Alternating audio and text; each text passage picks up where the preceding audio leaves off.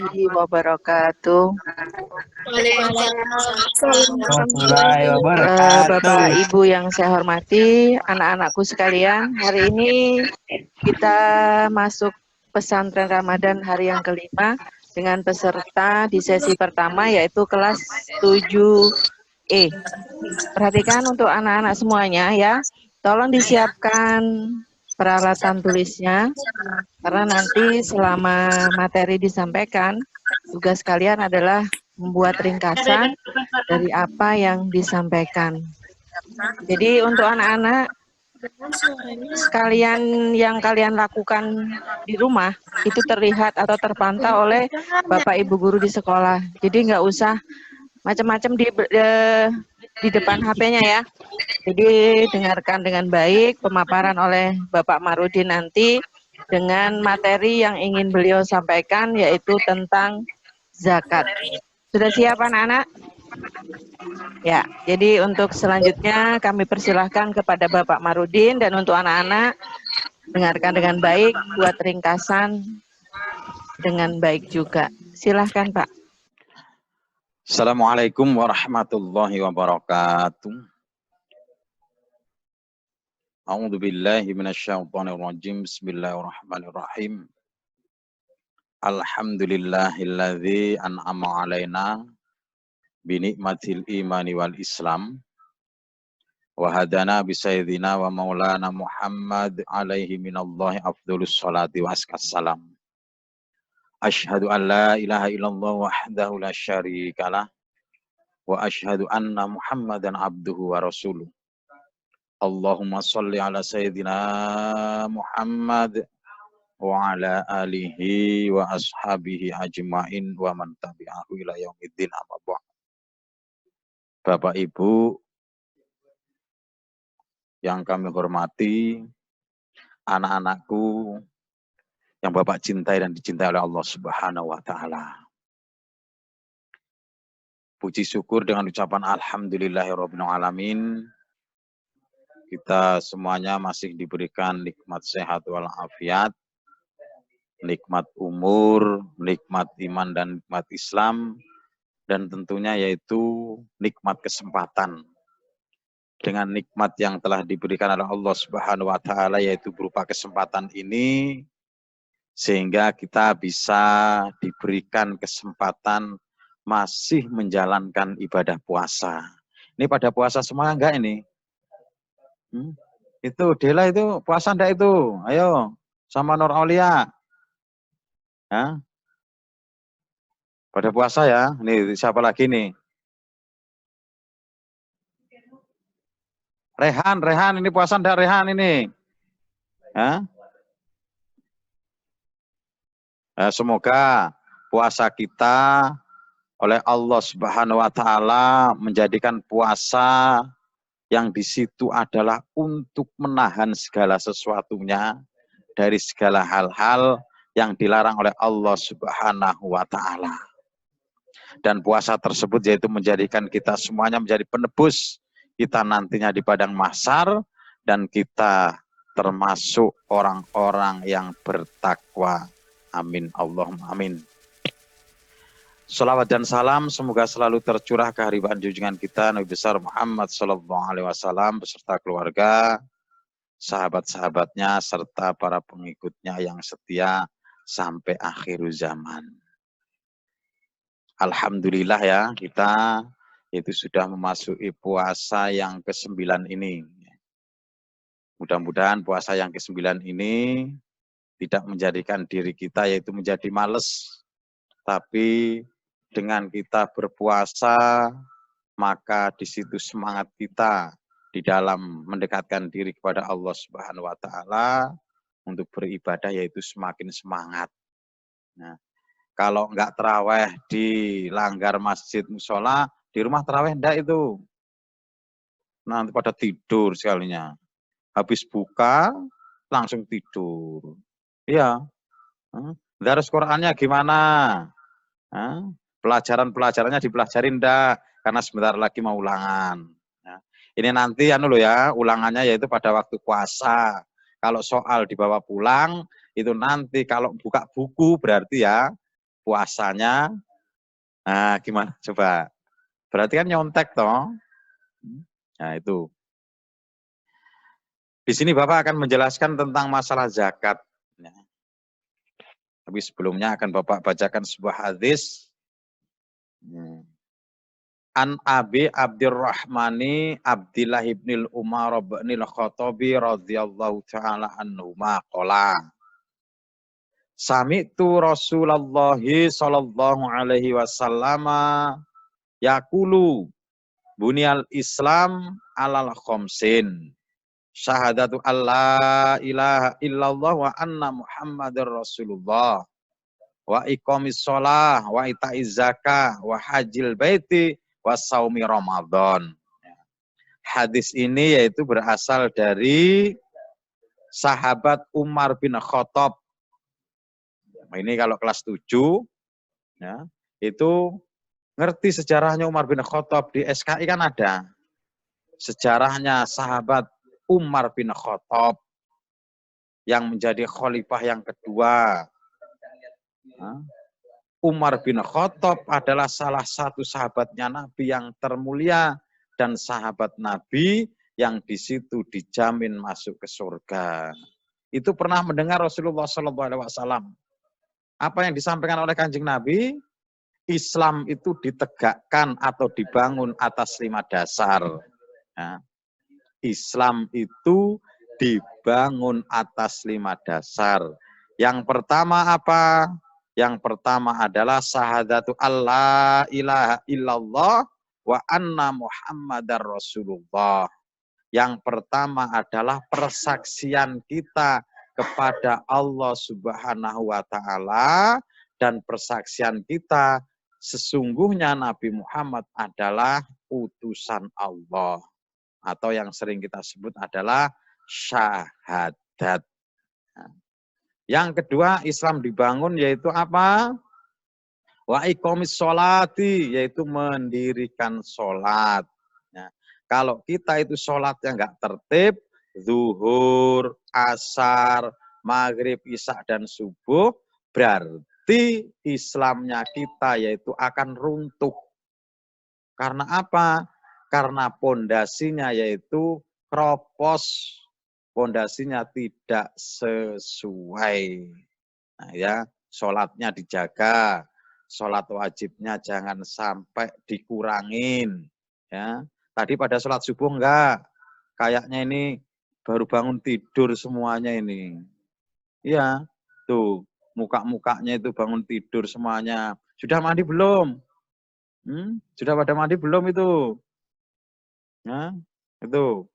Nah, sholatnya jangan sampai ditinggal. Itu Nadira kok tegang betul. Nah, sholatnya jangan sampai ditinggal ya. Jangan sampai ditinggal. Sedangkan yang ketiga yaitu wa ita'iz zakah, yaitu zakat. Ya ini yang akan kita bahas ya, zakat. Zakat itu ada 2. Zakat itu, lain zakat loh ya, pakai Z. Zakat itu ada 2. Yang pertama adalah zakat mal, yang kedua adalah zakat fitrah.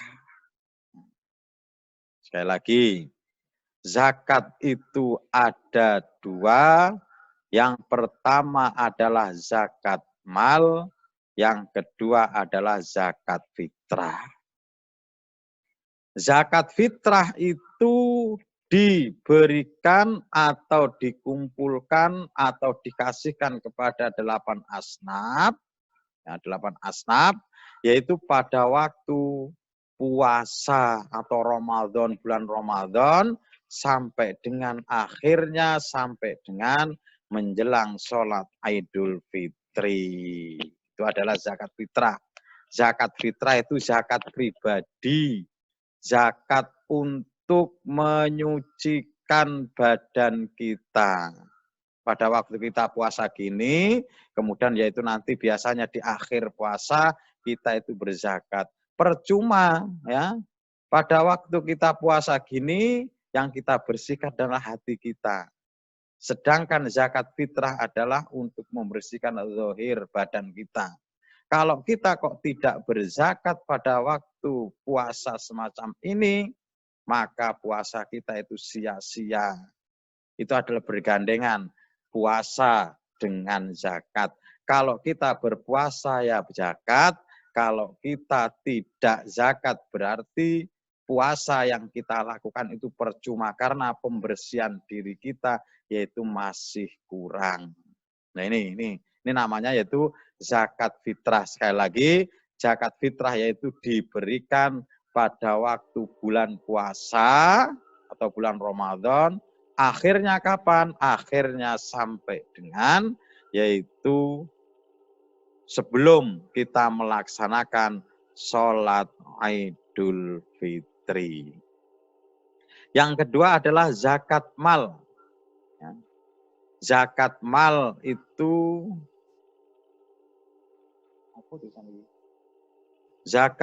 itu adalah zakat yang diberikan karena kita mempunyai harta yang berlebih.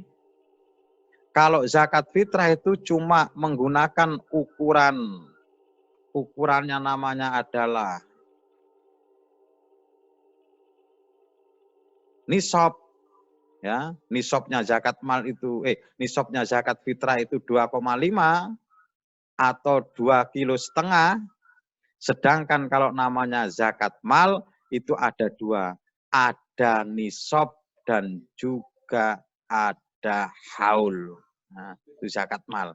Zakat mal itu adanya nisab dan adanya haul. Nisabnya berapa zakat mal? Menurut para ulama, nisabnya zakat mal adalah 80 gram emas. 80 gram emas. Kalau kita itu mempunyai emas banyaknya 80 gram, loh, lain kilo ya, nanti kilo ya. 80 gram emas kita diuangkan. Kalau seandainya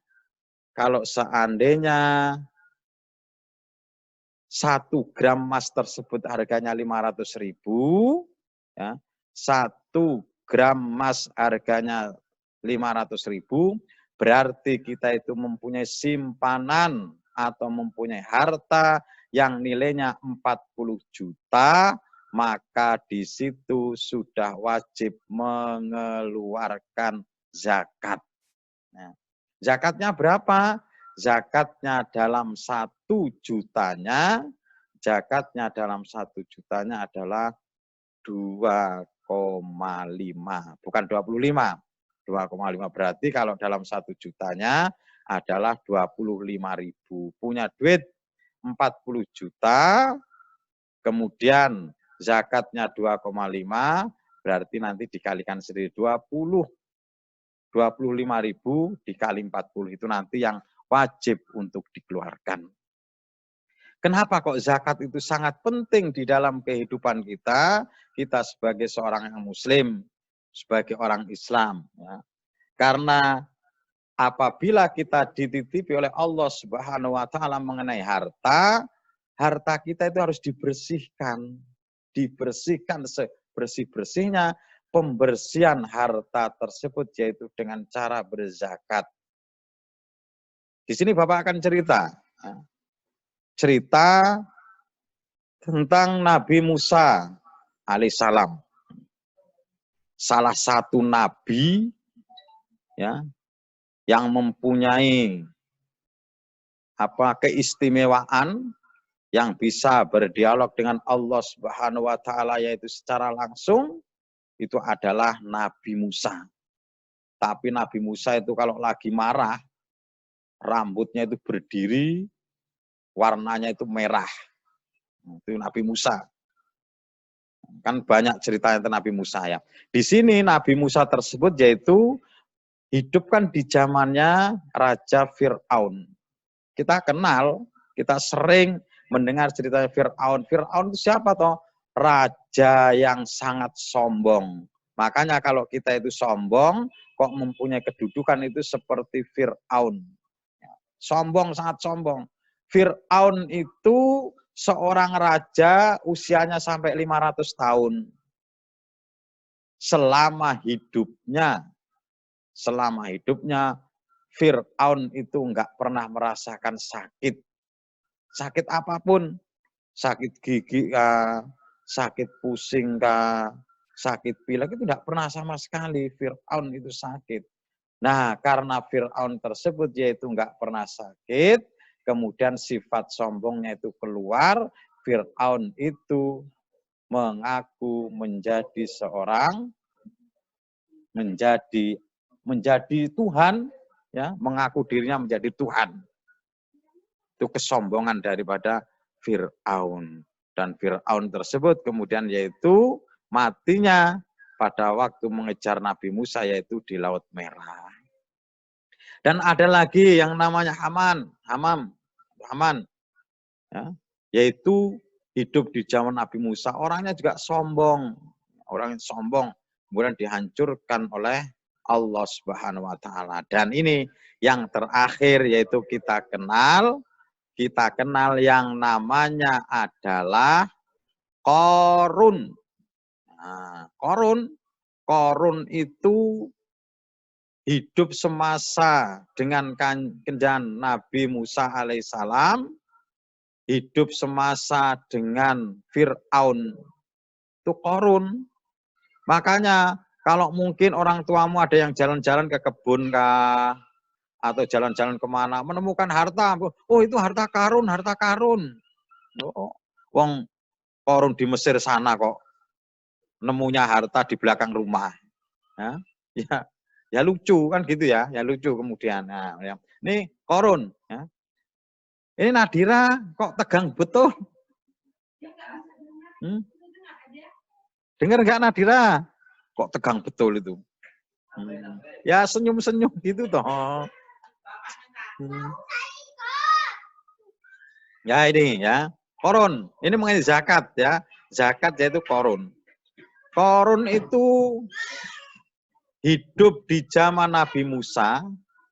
Yang awal mulanya Qarun itu pengikutnya Nabi Musa alaihissalam. Pengikutnya berarti segala gerak-gerik apa yang dilakukan oleh Nabi Musa, dia itu selalu mengikuti. Selalu ngikutin. Nabi Musa menyembah Allah Subhanahu wa taala.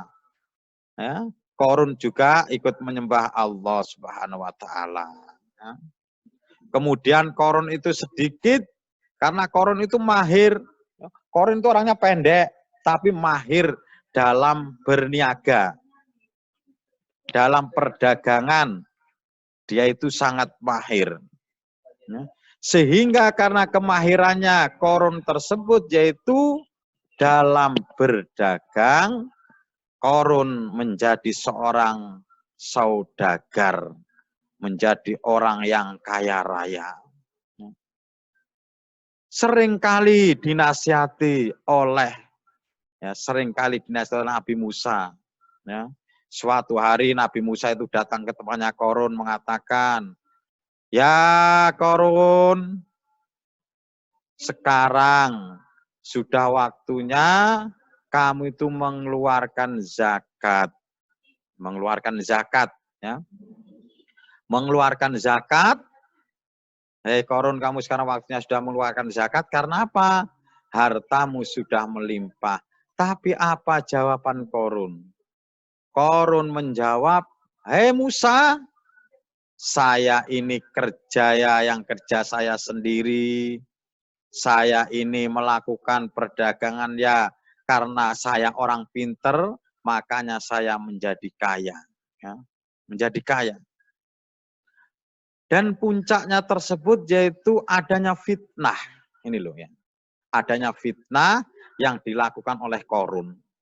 Qarun ini karena sering dinasihati oleh Nabi Musa, itu lama-lama itu jengkel. Mungkin anaknya kan juga gitu toh biasanya.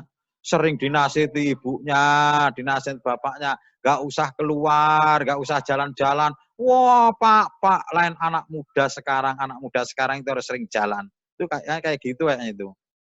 Ya, enggak boleh. Ya, itu, ya. Qarun itu juga semacam itu memfitnah Nabi Musa. Ya, memfitnah Nabi Musa. Dengan cara apa? Qarun itu mencari seorang wanita. Ya, mencari seorang wanita. Dia mengatakan, oh pergi ke kampung. Kalau sini pergi ke mana namanya? Ke Gelinggang. Ini ada yang rumah Gelinggang enggak ini? Ada yang rumah Gelinggang atau Andil enggak? Ya, itu ya.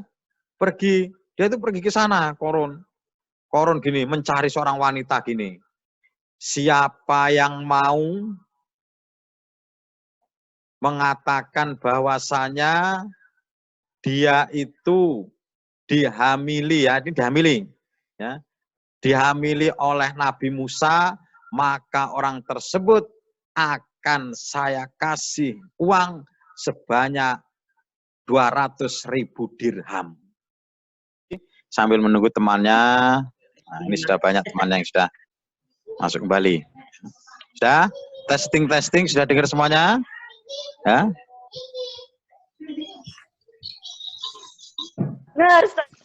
Sudah dengar semuanya ya? Ya. Bapak lanjutkan kembali ya. Yaitu pada waktu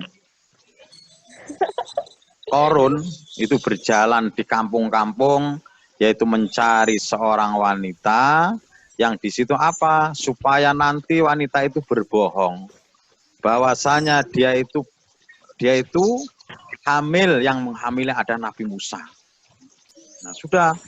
Kemudian dia itu mendapatkan seorang wanita tersebut karena apa? Yaitu diiming-imingin dengan harta yang sangat banyak, yaitu sekitar 200.000 dirham. Nah, pada waktu masanya sudah ditentukan atau waktunya sudah ditentukan gimana? Bahwasanya Nabi Musa itu diundang di rumahnya Qarun. Nabi Musa diundang di depannya Qarun, kemudian Nabi Musa yaitu ikut ya. Nabi Musa yaitu ikut kepada Qarun di rumahnya Qarun sana. Kemudian Qarun yaitu karena masyarakat banyak, orangnya sudah banyak, kemudian Qarun itu berbicara. Hei bapak-bapak, ibu-ibu dan masyarakat semuanya, sengaja saya kumpulkan di rumah saya ini, saya hanya minta persaksian. Apakah benar Musa adalah seorang nabi Allah? Musa adalah utusan Allah. Semuanya ngomong benar. Musa adalah utusan dan nabi Allah Subhanahu wa taala. Akan tetapi kemudian Qarun itu mengatakan bohong. Musa itu orang yang munafik. Musa itu orang yang banyak dosa. Musa itu orang yang selalu melakukan perbuatan-perbuatan yang sangat tercela. Kalau tidak percaya, saya hadirkan seorang perempuan yang sering diganggu oleh Nabi Musa. Yang sering diganggu oleh Nabi Musa.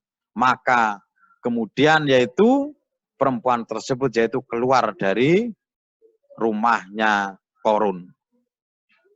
Hei perempuan, apakah kamu berani bersumpah? Bilangnya Qarun. Ya saya berani bersumpah. Apa yang nanti kamu katakan memang kamu lakukan? Ya saya akan mengatakan apa yang saya lakukan. Kemudian ditanya, hei Musa, karena engkau mengaku utusan Nabi, mengaku utusan Allah Subhanahu wa taala dan menjadi seorang nabi, tapi kamu itu penuh dengan kebohongan. Sekarang ini adalah kebohonganmu, yaitu akan terbongkar. Apa? Ditanyalah perempuan tersebut. Hei perempuan, apakah kamu sering digoda oleh Musa? Tapi perempuan tersebut menjawab di luar dugaan daripada Qarun. Wah, saya itu nggak pernah digoda oleh Nabi Musa. Saya itu tidak pernah digoda oleh Nabi Musa. Nah, setelah itu semuanya kebongkar, kebohongannya Korun kebongkar, maka di situ kemudian dia ditanya, loh, kenapa kamu kemarin sudah saya kasih beri duit yang banyak, harta yang berlimpah, kenapa kamu tidak mau mengatakan apa yang pernah dikatakan kemarin? Perempuan tersebut itu bercerita kepada Nabi Musa, Nabi Musa, saya memang kemarin itu didatangin oleh Korun supaya saya melakukan kebohongan begini, dan begini, akan tetapi pada waktu itu saya setelah Korun pergi, saya itu mempunyai pikiran kalau nanti saya berbohong, sedangkan yang saya bohongin adalah Nabi Musa, maka siksa di neraka yaitu sangatlah pedih. Makanya saya itu tidak berani berbohong, saya itu mengatakan jujur, saya itu tidak pernah diganggu oleh Nabi Musa. Seketika itu, ya, Musa kemudian yaitu berada di lapangan, di tengah-tengah lapangan, kemudian Nabi Musa berdoa, ya Allah, ya Rob, kalau memang engkau adalah Tuhan yang betul-betul mengutus saya sebagai seorang nabi dan rasul, saya mohon kepada engkau, maka musnahkanlah hartanya Korun. Seketika itu, setelah Nabi Musa selesai berdoa, maka di situ Korun yaitu mulai tenggelam. Tenggelamnya Korun itu tidak langsung, sekujur tubuhnya nggak langsung, tapi tenggelamnya Korun tersebut yaitu satu jengkal. Nabi Musa berdoa lagi, tenggelam lagi satu jengkal, kemudian yaitu sampai Korun dan harta bendanya, yaitu habis ditelan bumi. Loh, Korun itu hartanya seberapa atau banyaknya? Korun itu harta bendanya, banyaknya harta bendanya Korun, yaitu kunci gembok gudangnya, yaitu diangkat oleh 100 bigel, ya, atau bigol. Ya, itu binatang yang lebih kecil daripada kuda. Nah ini, ya, ini adalah kesombongan daripada Korun tersebut, yang di situ dimintai zakatnya oleh Nabi Musa, akan tetapi tidak mau. Dia mengatakan bahwasanya ini adalah harta saya sendiri, ini adalah usaha saya sendiri. Dengan begitu, berkat doanya Nabi Musa, Korun itu ditenggelamkan di bumi ini. Kalau menurut cerita atau menurut riwayat, bukan cerita tapi riwayat, Korun ini sampai sekarang itu masih ditenggelamkan. Setiap ditenggelamkan tersebut yaitu cuma satu jengkal terus, dan Korun pada saat ini yaitu sudah berada di bumi yang keempat. Kan bumi yang kita tempati ini adalah bumi yang pertama, ya. Bumi yang pertama itu ditempati kita, nanti di bawah kita itu bumi yang menempati adalah binatang-binatang yang berbisa, seperti kalajengking dan lain sebagainya. Nah terus, ya, nanti dunia ini akan habis, dunia ini akan dikatakan kiamat, kalau sebagian riwayat mengatakan, para ulama semua sepakat, apabila nanti Korun itu sampai berada di dasar bumi, yaitu yang ketujuh. Berarti kalau Korun sudah ketujuh, itu nanti dunia akan kiamat. Ini Korun masih di yang keempat, berarti kiamatnya masih lama. Ya ini cerita apa? Seseorang yang mempunyai harta, yang hartanya sudah mencapai 1 nisab, dan sudah haul dalam 1 tahun, kok di situ tidak mengeluarkan zakat, maka nanti zakat atau hartanya itu akan dimusnahkan oleh Allah Subhanahu wa taala. Mungkin kita tidak terasa, ya. Ini mohon maaf semuanya. Mohon maaf. Mungkin kita yaitu tidak merasa, mungkin kita sudah orang yang yang di situ adalah sudah kewajiban untuk mengeluarkan zakat. Mungkin ya orang-orang di situ yaitu sudah mempunyai toko yang gede, mempunyai apa segala sesuatu ataupun depositonya banyak, di situ mengeluarkan zakat. Jangan disalahkan apabila harta tersebut nanti akan dimusnahkan oleh Allah Subhanahu wa taala. Dengan cara apa? Banyak caranya. Mungkin keluarga yang sakit-sakitan, seandainya suruh zakat nggak mau, suruh di zakat nggak mau, paling-paling zakatnya coba seandainya kok zakatnya cuma 25 juta.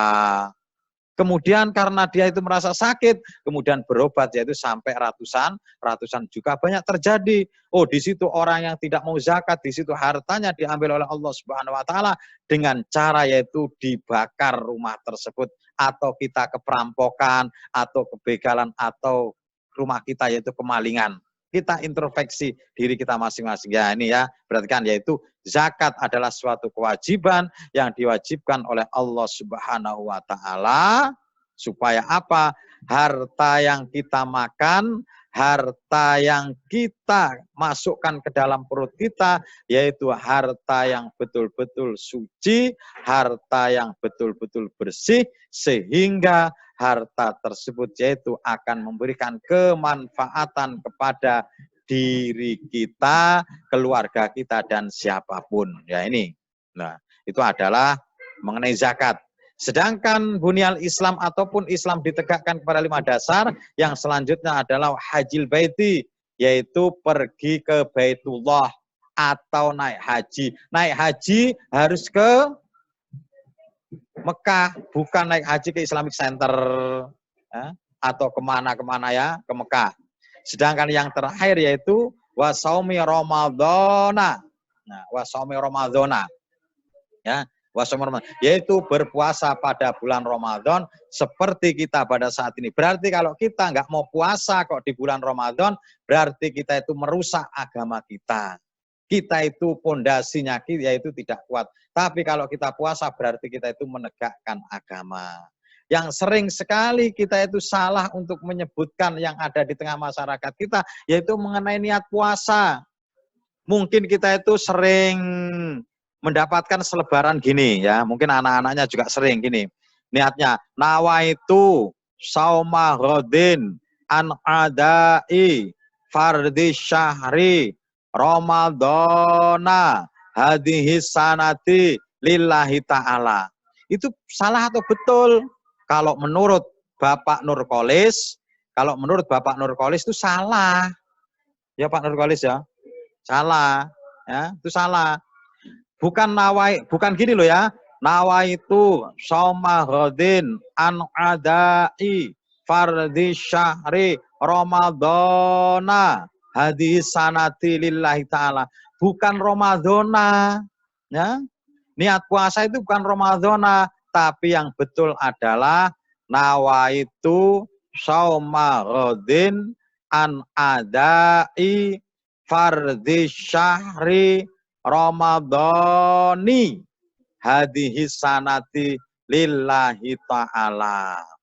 Penjelasannya gimana? Mengenai penjelasan nanti apabila sudah masuk, biar Bapak Nurkolis yang menjelaskan kenapa kok dibaca Ramadhani bukan dibaca Ramadhana. Ya ini ya, ini mengenai niat puasa. Semoga kita semuanya oleh Allah Subhanahu wa taala, yaitu puasa kita, ibadah kita karena Allah Subhanahu wa taala, dan kita lakukan dengan ikhlas, di situ kita akan mendapatkan pahala yang berlipat-lipat ya. Demikian saja apa yang bisa Mbak sampaikan. Semoga kita semuanya sekali lagi oleh Allah Subhanahu wa taala yaitu selalu diberikan kekuatan zahir dan batin sehingga kita semuanya menjadi insan atau manusia yang sempurna di hadapan Allah Subhanahu wa taala, dan kita nantinya yaitu di akhir hayat kita dijadikan husnul khotimah. Amin Allahumma amin. Usikum wa nafsi bitaqwallah. Wassalamualaikum warahmatullahi wabarakatuh. Terima kasih untuk Bapak Marudin yang sudah menyampaikan materi untuk anak-anak. Ya, pertemuan kita sudah berakhir. Ibu akhiri dengan ucapan Assalamualaikum warahmatullahi wabarakatuh.